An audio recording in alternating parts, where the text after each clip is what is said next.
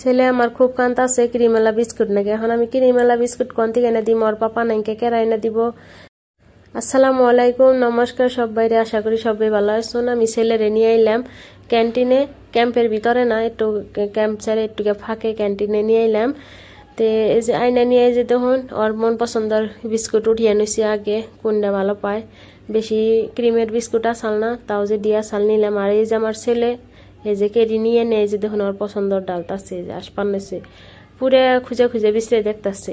তারপরে যে খেজুরও নিয়ে নিলাম আমি, যেহেতু ঠান্ডার মধ্যে খেজুর এমনিও বহুত ভালো, ওটস বানিয়ে দিয়ে ওটস অন্যকে দিমু। তো আমি প্রয়োজনীয় জিনিস কয়টা নিয়ে নিলাম। তো এনে ধরুন ওর পাপা নাইকে চাইলেই কেউরে ফরমাইশ দেন যায় না, চাইলেই যেন পামো সেটা না, মানে আনের রুমে সবসময় অ্যাডভান্স রাহন লাগে। এই যে বাবার পাস্তা ফুরিয়ে গেছালগা মাইক্রোনি না, পাস্তা সুজির 100% ওইটা নিয়ে এলাম।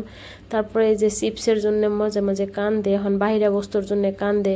ওর বাবা নাই যেহেতু নিয়ে যেন একটু বাড়িতে ঘুরবো, বহুত মর্জি করে। আর শরীরটা মেলাই খারাপ, ওর মানে কাশ কিছুতেই ভালো হইতেছে না। ওর বাবা যখন না থাকে তখন ওর শরীরটা এত খারাপ হয়ে যায়, মানে যে বেমারটা না হয় সেটা ওর হয়ে যায়।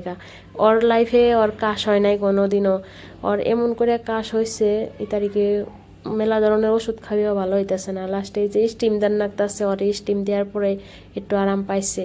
ওর ছোটবেলার থেকে আমি কোনোদিন স্টিম দেই নাই, কিন্তু ওখান দেন লাগতেছে, নেবুলাইজ করন লাগতেছে হনরে।